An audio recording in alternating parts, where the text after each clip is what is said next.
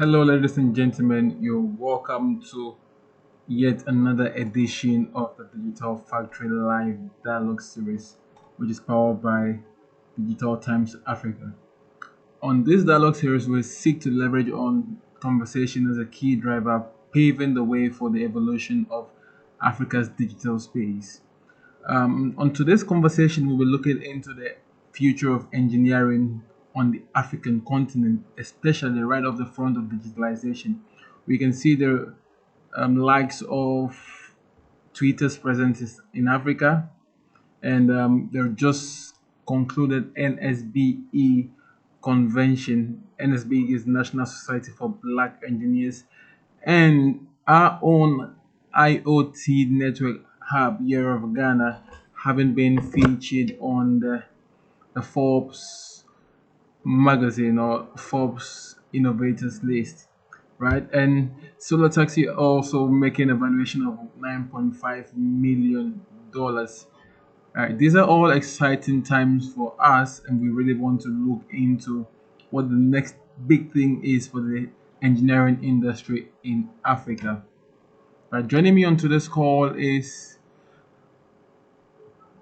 the CEO of Solar Taxi, George Appiah, who's here to join, and I'm also joined by Billy James Dega, who's the co-founder of CEO and CEO of Seed Africa. And last but not the least on this call is Joshua Opoku Ajima, who is the president of the IoT Network Hub. We're very much privileged to host you all participants. You need access to more content or digital content. You can follow us at digitaltimes.africa across our social media channels. We're about to zoom in right to the conversation, and I'm just going to start with Joshua Opoku Ajima. Joshua, can you please tell us, right, or define to us what engineering really means today, especially on the front of digitalization? All right. Thank you so much for the opportunity to be on this panel to discuss the future of engineering digitization. Um, from my perspective, I think that ever since we experienced the first industrial revolution as a history, because we weren't alive back then, we're still not born. So ever since we discovered the first industrial revolution, where we have the steam engine powered, it sort of ignites the whole engineering industry. So discovering of the steam engine gave birth to infrastructure. So then came the civil engineering. With steam, we had to build the railways, need to build the bridges. So that also gave birth to the civil engineering for all these infrastructure projects.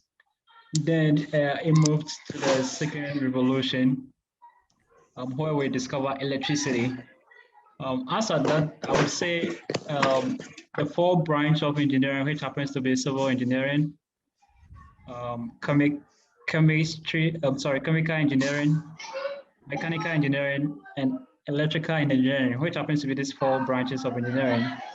The first two that used to power our world in the first industrial revolution was the civil and then the mechanical. Then came the discovery of electricity. That's where electrical engineering also took shape. So the discovery of electricity gave birth to all the motors, the engines, and then stuff we do electricity. Then came the third industrial revolution where computers were discovered. That's where electrical, mechanical also took most of the space there. Because from there we started building chips, computers, all the devices, the hardware, the electronics. And as at now, with the fourth industrial revolution, we can all bear in mind that everything we breathe and eat is going to be powered by engineering. So I would say engineering, in my perspective, is how humans also created our world. So through engineering or with engineering, we've invented or we built our world literally. So everything you see around, everything we use, our day-to-day activities in our business, in our life, it's powered by engineering. And if you ask me what engineering will be, I would say is a scientific principles and methods that will be used in designing and building solutions to our day-to-day problems. So if we want to start with our homes and structures, it was through engineering we discovered how to build our homes, how to build structures. And it was through engineering we discovered how to build our railways, how to connect our cities. It was through engineering we discovered how to build computers to digitize all the things we do in our life. And it's through same engineering that we're going to connect everything to the internet, looking at the Internet of Things, or looking at the fourth industrial revolution, where we're going to have a blur of boundaries between biological, digital, and physical world. So you could see that from all the four stages of the revolution, engineering has played a crucial role. And in this fourth revolution and the next to come, we're going to see a lot of this happening in the engineering space. So when it comes to digitization, I would say engineering is literally the lifeblood of everything that's happening in the world today. Super exciting contributions there from you, Joshua. Quite an accelerating experience where we've seen what engineering has done for our community, being the bedrock of all the social innovation we have or we've owned in Africa. Um, let's move over to you, Billy. Recently, NSB just concluded the their convention, right? What are some of the outputs from these conventions that you can share with us, and how would this generally affect the engineering ecosystem moving forward? Thank you. Thank you so much, Joshua, for having me on this panel. Just a little My privilege, sir. correction. I used to serve as the administrative secretary and director of program for NSB Ghana, but currently only serving as the international vice chair. As I mean, with focus on Africa and Canada. Thank you so much. NSB Convention is one of the most powerful grounds to discover how engineers are coming up with solutions and possible next generation technology to be able to make life much more easier. This year, 47th convention, I had the privilege to be part of it, and it was virtual. And for me, it's one of the take home which we need to take a second look at. Nesby built their own software for the convention. The entire convention that was held on online, Nesby members came together and built the software where you see a replica of yourself moving around, just like it would have happened in real life, moving from one room to the next. I mean, visiting one session to the next, to the career fair, to school admission decks, to be able to access opportunity in your next ladder of education. And this gave Nesby people the opportunity to showcase the number of engineers that they are trying to graduate as part of a 10 years plan. By 2025, Nesby should be able to graduate 10,000 engineers in so many different fields to be able to help the world solve problems. I mean, this is a few that I can share. That's quite an interesting figure. That's quite an interesting figure. 10,000 engineers. So when you say 10,000 engineers, are you talking about just mechanical, or you're looking at all field of engineering here? Because it's a definition we need to go to. What does engineering really entail? In simple terms, to talk about engineering, engineering is a process of designing, building, and testing things to provide solution. So all fields of engineering, name it, being in the automobile industry, oil and gas, um, energy, transportation, health. Yeah. You can name it, the list goes on. And there will be more discovery of other engineering discipline as we go into the future. Nesby aim is to make sure that it has the manpower, or it has the human resources available to be able to provide those immediate solution to future problem. So this particular engineers cut across all the field of engineering, civil engineering, civil engineers, environmental engineers,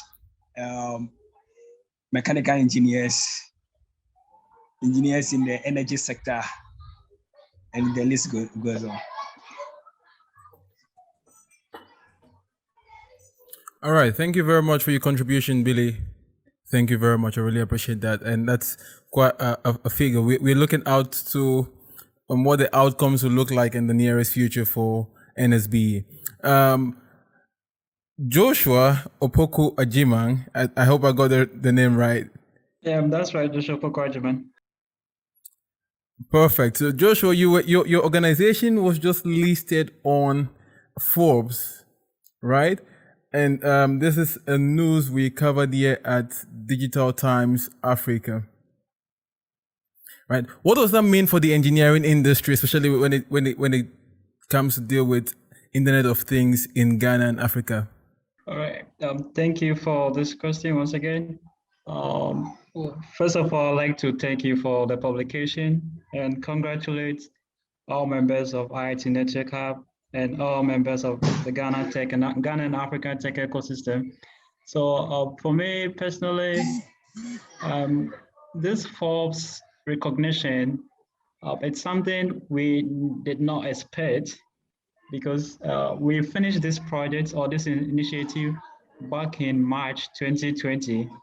Then all of a sudden, see your projects or initiative being recognized by Forbes without you even knowing, it's quite surprising. So to me, it's a message to me that the path we've chosen is right, and it's the future, and we'll have to do whatever it takes to make sure we push it to all corners of our society. You know, if we look at the future of work and job and skills, a lot have changed due to this revolution we are experiencing. So I will take you back to this fourth revolution again. Industrial revolution, the kind of skills and job required were mostly for transportation and supply chain. So mostly you produce, then you transport them. Then came the second revolution, where we discovered electricity. So when that was discovered, we started building the assembly lines. The industry started popping up. Then the skill sets that we were building, the kind of human resources, were training people and putting them in factories. Then there came the third industrial revolution, where computer and the internet was also invented. So it also changed the demand for what kind of skills that people need to possess in order to fit into this new world. So everything became digitized and connected. So our work, our education, our life, everything literally went online. And that's the revolution we've been experiencing over the past probably decades. But now what we're looking into is the fourth industrial revolution, where we're not just looking at connecting computers, laptops, screens to the internet, but we're connecting everything. Everything here means every living and non-living things. It could be trees across all our planets. It could be animals across all our planets. It could be our homes, our cars, our bicycles, our human bodies. Everything, I mean everything, connected to this internet. And if you see the potential or what it means to the future of industry, skills, jobs, it's very, very crazy. And it's so sad to see our part of the world probably not seeing the big picture due to leadership or probably bit lack in foresight to understand what is happening in the world, where the next wave is going to hit, and what kind of preparation we need to put in place in order to take advantage of it. Guess what? In the fourth industrial revolution or the future of work, you get to work from everywhere. So if we don't prepare ourselves, and the best skills that work or that wins is our mental strength. So in the previous revolution, if you have the most of the strength, like muscles, you get to do most of the job. In this revolution, it's about mental strength or mental power. How strong is your mind? How smart or how intelligent is your brains? So what you can achieve with your mind will determine how far you can go. And if our educational system, our environment, our society are not helping us to unleash our potential, be able to apply all the top skills that is demanded most in the world today. According to the World Economic Forum, we're looking at skills such as problem solving, critical thinking, creative thinking, collaboration, teamwork, leadership, flexibility, resilience. So these are all skills that it's kind of hard to get them if you pass through the normal traditional education in our part of the world. So if we can have these 10 skills, which we need in order to survive in the world tomorrow, the question is, how are we going to survive?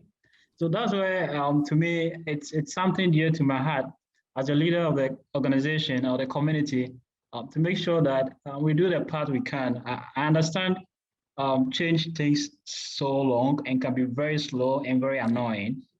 And the world we live in is not waiting for anybody. Let's look at what happened last year with COVID. COVID hit us by surprise. Hold on. Right before you go into COVID, right? You mentioned work or the future of work being digitalized, right? Which we have seen as a result of the COVID, anyways. And people are working from everywhere across the world, and in some cases, a lot of people have lost job, and we are seeing that Africa is not really upskilled to deal with the revolution that is cutting across the digital world, right? So what do we want to see our education institution do differently? Because it all starts from education, right? So what do we want to see our education institution do differently? Billy, this question also goes to you because I know that you are very much involved with education and training young engineers for the future of Yes, Africa. please. But before we continue, George sent an email saying that he tried several times to get on to the call. And if you can really, with your team, if you can work it out with him, I'll be very grateful. Very well. Someone is working on that. So to answer your question, from where I landed, so what should we do different, or what should the educational system do different in order to prepare the younger generations for the future? So according to Nelson Mandela, the late Nelson Mandela, he said education is the most powerful weapon of which we can use to change the world. So yes, education is very, very key and crucial going forward. But then the point is, what is education, and what would we define as education? And I'll quote Alvin Toffler. He was a futuristic who said, the illiterate of the 21st century will not be those who cannot read and write.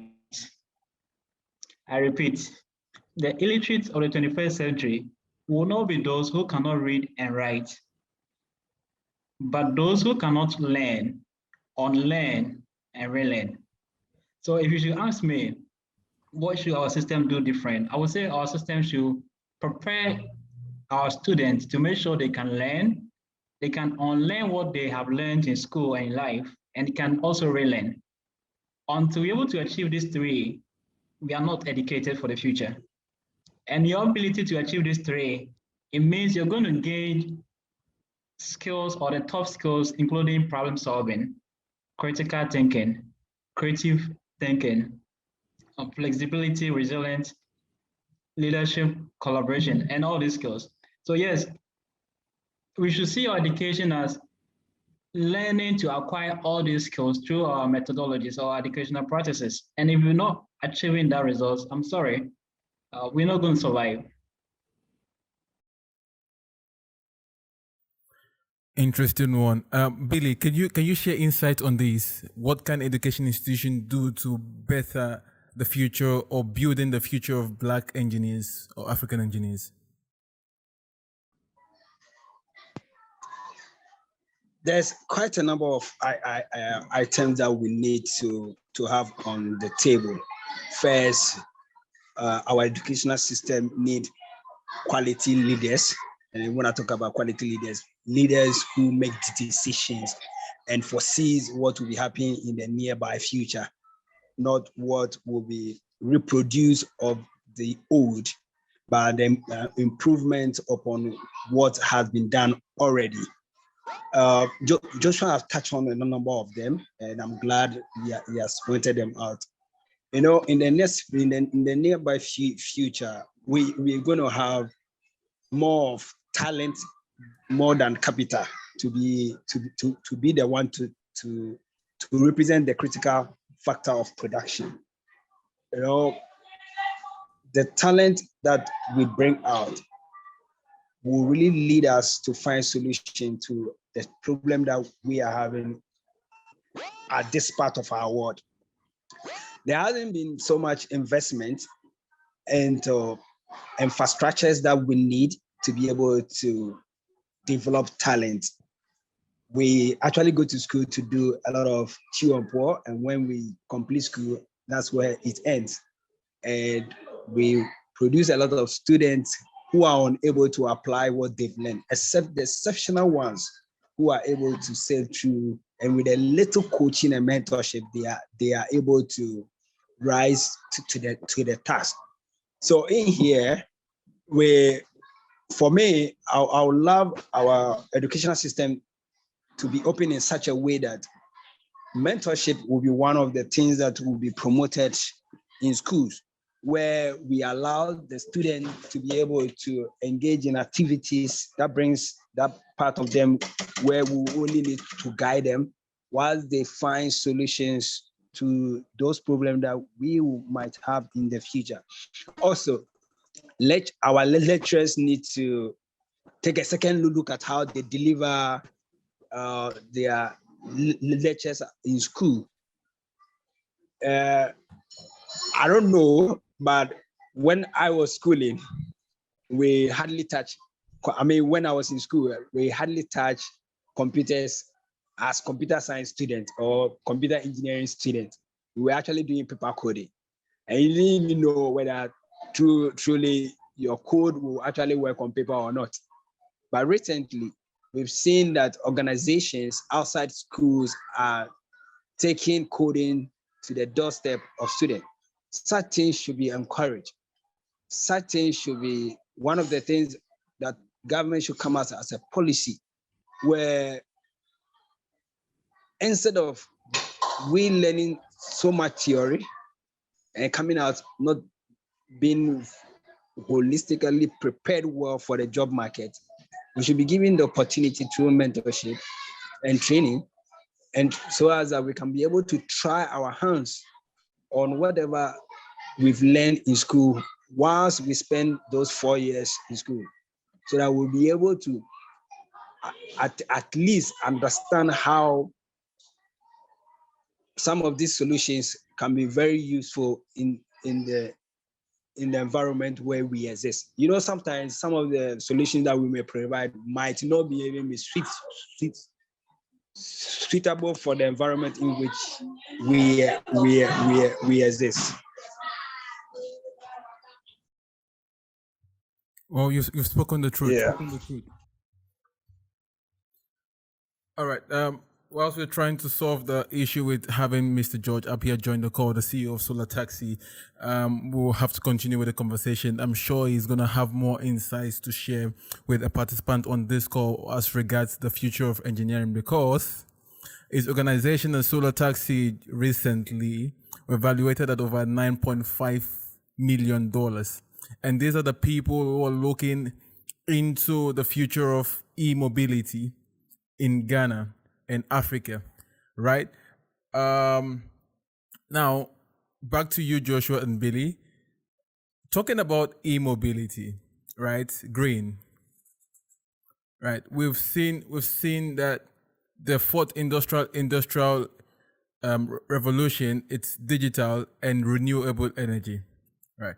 And speaking about Internet of Things, we want to see things being done differently. We want to see solutions, in digital solutions being provided that serves consumers, right? What is the future of e-mobility? What do we see? I mean, Elon Musk is South African with Tesla, right? So these are Africans that are doing great works across the world. And I like to believe that most of the amazing engineers are Africans. So what is the future of e-mobility? Uganda also has a bus that is powered by solar. All right. Okay. Once again, okay, Billy, you No, can no, go no, first. no. You go ahead. When you are done, then I'll follow. Thank you so much. It's a pleasure, Billy. Yeah. So when we look at the future of e-mobility, for me, I would like to look at it from the transportation perspective and why there's a need for a green transport solution. So look at our world today. We're having a lot of challenges with climate change, and transportation or combustion engines have uh, taken a percentage of the gases released to the atmosphere, causing all the challenges, the weather pattern that we're facing today. And if we have to take this same solution into the future, we would have to leave planet Earth for planet Mars.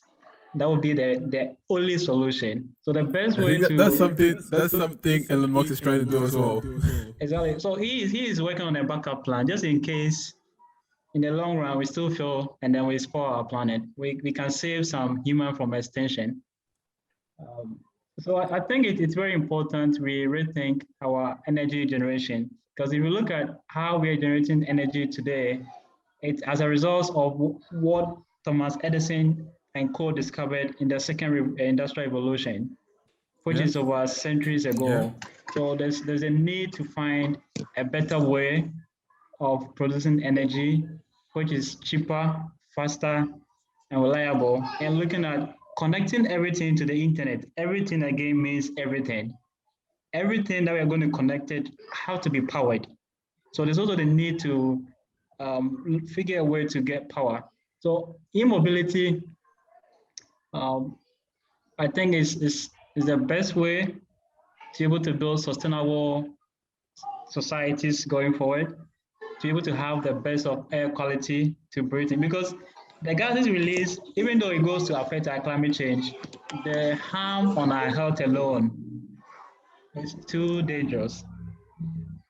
If they should, according to research, I think Ghana have the worst air quality in Africa. We are second on the list, according to research. So yes, Africa and the world needs e-mobility.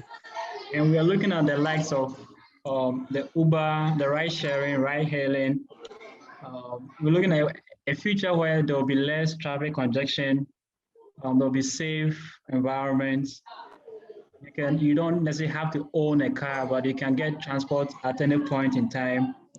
So these are all the things that we're looking at in the future, being able to have to build a sustainable communities and society. So yes, e-mobility, it's one of the key driver of our day-to-day activities. That's right. Billy, would you like to share something around this? Yeah. Can you hear me? Loud and clear. E-mobility is important, and then renewable energies is important because, I mean, just from a layman point of view, how can you enjoy, life if you are sick? You get it? I mean, engineers have been finding solutions to how to prolong life on Earth, and realize that most of our health challenges come from human activity, and maybe related to some of the discoveries that we for us so done. Moving forward, they've actually looked at what are some of the things that we need to discover and be able to have longer life or prolonged life on Earth. And e-mobility and renewable energy is one super. But here in Ghana or in Africa, I still have a problem with it. There's lack of support for it.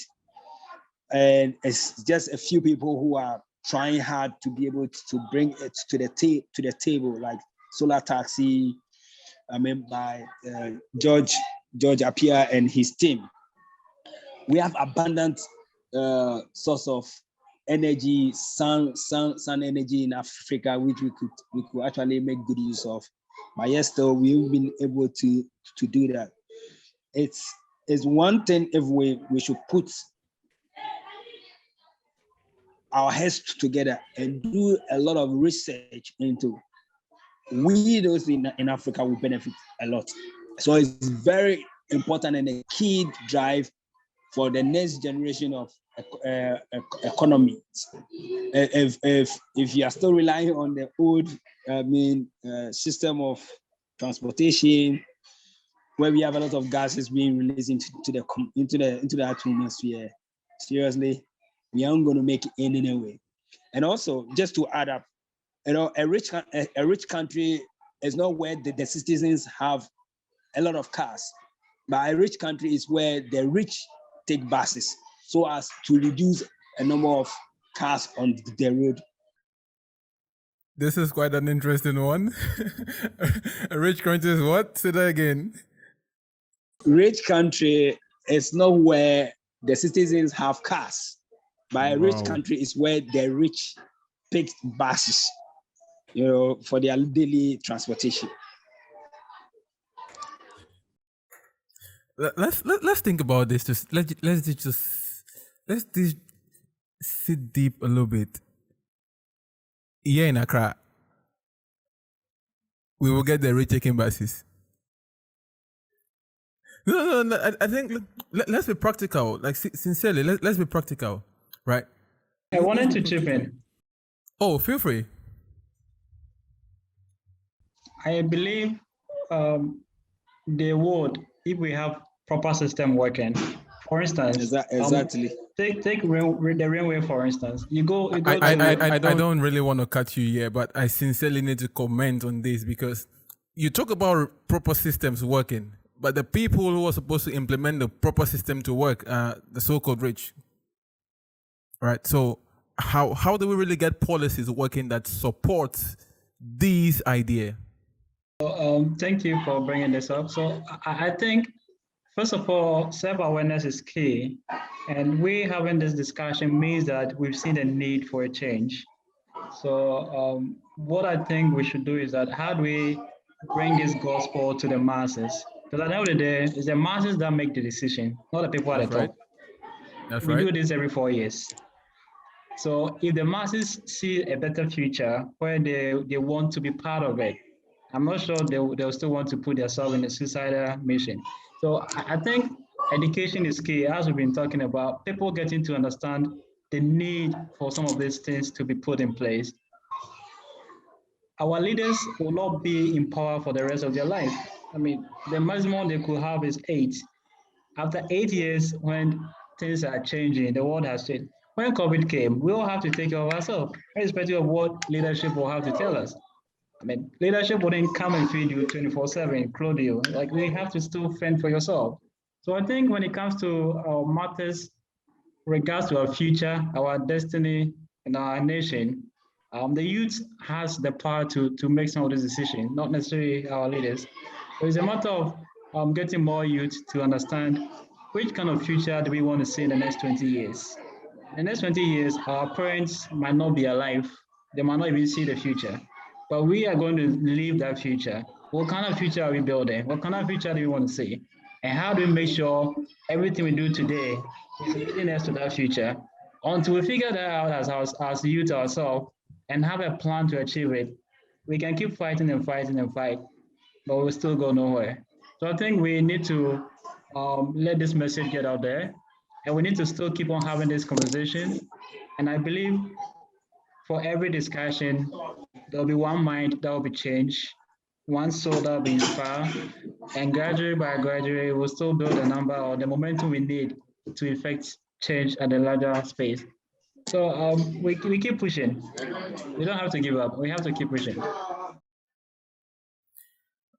Interesting one. So let's just move on and leave the political conversation for a different day, right? Talking about like, this is not a laughing issue. I mean, I really don't like to get into politics because these are the things that these are the key drivers that really would. You see, Yeah. it's true that you Yeah. don't want to get into this kind of political, discussions and stuff. But the truth of the matter is that one way or the other, they affect our life.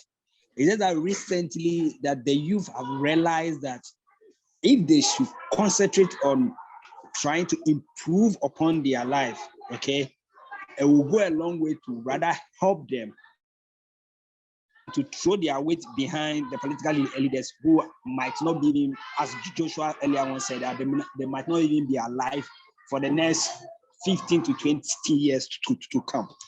You get it? So one way or the other, slowly the youth are making those changes, but it needs to be much more faster. You get it? And then our age mates who are also found in these political offices needs to give support to good policies that will, will render us the benefit that we need as a nation. Thank you. All right. You took me into the political conversation. So let's talk about the role of youth, right, in building a digitally enabled Africa, especially in the field of engineering, right? So what could the youth do differently to ensure that some of those policies we want to see being implemented are done, right? Right off the back of the COVID-19 pandemic, we saw that things were done differently. I mean, education had to change. People had to subscribe to Zoom to deliver education. These are engineering or digital engineering solutions that had been built a long time ago, but never was a time where people really subscribed to these solutions as they did during the pandemic, right? So, what do we want to see change? Like, what attitude do we want to see the youth have towards the future of engineering in Africa? Okay, so I will take it first. Currently, most youth are in school. If you take the population of Ghana, large amount of youth are in school, from primary, JHS, high school to the university, and even through the College of Education, where they will come back and come and teach our children. So to be able to work on this, we need to be able to effect the change from the school system. Give enough time for students to be able to give enough time to students to be able to show their discoveries, see what kind of solution they can produce, guide them to be able to have a solution that will have a better impact in our life. I mean, in the society. Encourage them instead of them finding time and energy on things that will not be helpful. We shift their energy towards more of providing some kind of solution that will work. For example, let's just use our SRC week celebration at the various university, for example.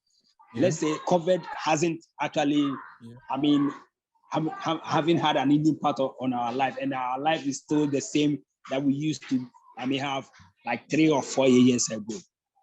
Instead of we having artists coming to sing at our various hall week, because let's say a university like University of Ghana have almost like, how many halls? Almost like 8, I think 5 traditional hall, 3 diasporans, So let's say 8. These 8 will celebrate their whole week separately and invite an artist that can take them almost like more than 5,000 Ghana cedis for a show. Let's say 2-hour show, or maybe let's say 5-hour show.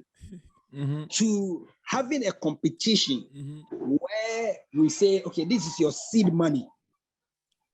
Do you have a solution that can impact our life positively in the next 1 or 2 or 3 or 5 years? Do you have an idea that can promote a certain aspect of our life. Okay, so this is seed money that we want to give out. If you are able to, give us a solution in A, B, C, D area of our life. What do you think it will be? It will be a game changer. You get it? I like to comment on this, right? It's a really great one. And I like to congratulate Hack Lab Foundation for their recently held hackathon, right? This is a solution we saw from the just concluded hackathon, which was held by Hack Lab Foundation in partnership with Twitter. And talking about engineering, right? We welcome the presence of Twitter in Ghana, right? So Hack Lab Foundation held a competition. I think that was over the weekend, and this amazing team came off as the winners of the competition. And what is so fascinating for me is that these are young adults from the University of Ashesi, right? And their solution, I don't know if you can see my screen. Just take a look at this part of the screen, right? They are a health tech startup that combines the power of artificial intelligence with the richness of healthcare knowledge and data to detect early autism in children. This is engineering. This is what we want to see happening within the industry, especially when it comes to the universities and education institutions, right? Billy? Yeah, I'm here. I think I muted myself. Oh, okay. This is an excellent one. Oh, okay. You get it. And another example is that I think GIZ also yearly organized one. I've forgotten the actual name, but it has something to do with falling something. And it's one of the platform I have wished not only maybe our student leadership buy into this, but the whole or the entire university system buy into it. You are solving almost like three problems with just a competition. Even the people, or let's say the group that don't win, they've learned something. That is one. The other thing is that you are providing some sort of job or employment. And you get it? And thirdly, you are trying to reduce the unemployment rates in the country. So you can see how simple engineering solution can give a lot of benefits to our system if we properly structure it to suit what we want. Great contributions there. Thank you so much, Billy. We're about run out of time. This is the point on the call where we open up to participants to share their questions or insights, right? If you have any questions for the guest, feel free to put in the comment section or in the chat box. We'll do well to address them and share those questions with the guest. Moving forward, right, what are your final words? And that's right off the back of how can we really weave through the present and future challenges that the pandemic has brought on, moving onwards? Right. I think I will take it first. Really? Okay, Billy. Okay, yeah, please go ahead. Go ahead, boss. Okay, so I think we had a very interesting discussion about the future. First of all, if you look at where the future of work and jobs are going, about 90% of all jobs are STEM-based or STEAM-based: science, technology, engineering, arts, design, and mathematics. So most of the new jobs, that's where they are coming from.